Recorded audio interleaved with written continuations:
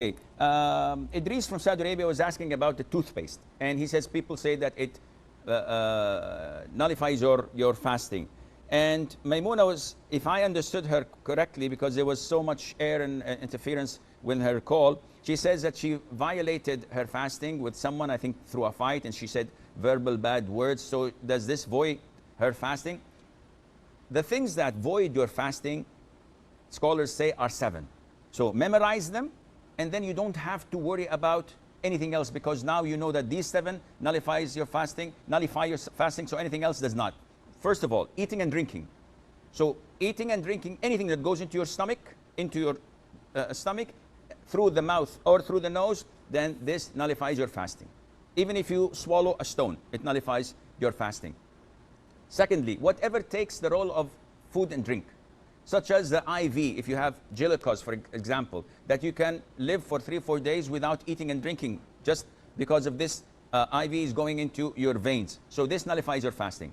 And this means that if I take antibiotics, if I take Voltaren shots, if I take insulin, if I take penicillin, anything that does not nourish me, that does not take the role of eating and drinking, this doesn't nullify your fasting.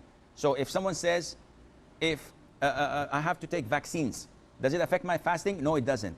I have to extract a tooth, and the doctor gives me what they call tranquilizers or whatever, or anesthesia.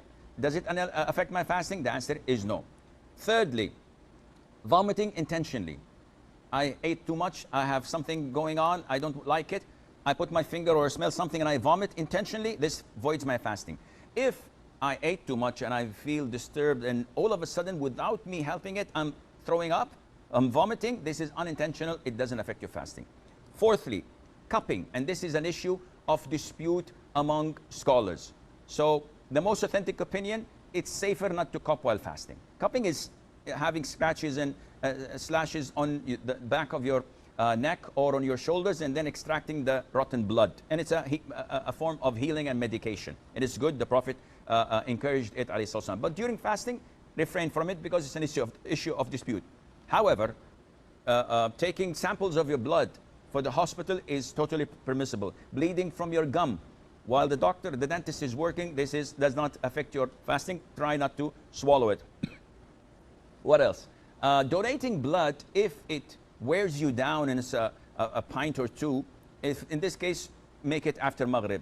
And if you don't have the possibility to make it after Maghrib, then do it and make up for that day.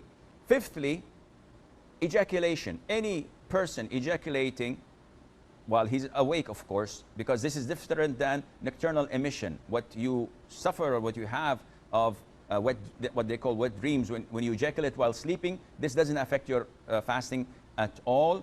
But if you do it intentionally while awake, by looking at something or thinking or masturbating, this nullifies your fasting. Sixth is intercourse, and this is the highest of all.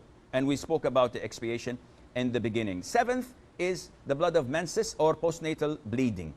These two, if they exist, then the fast is void, even if it's seconds before the adhan of the Maghrib. Now, if you look at toothpaste and look at these 7 categories, you will find that as long as it doesn't go into your throat, you're in the clear. And for Sister Maimuna, again, verbally abusing people and doing wrong things or fighting, it's not part of the 7. So it reduces the reward, but the fast is correct. Who do we have?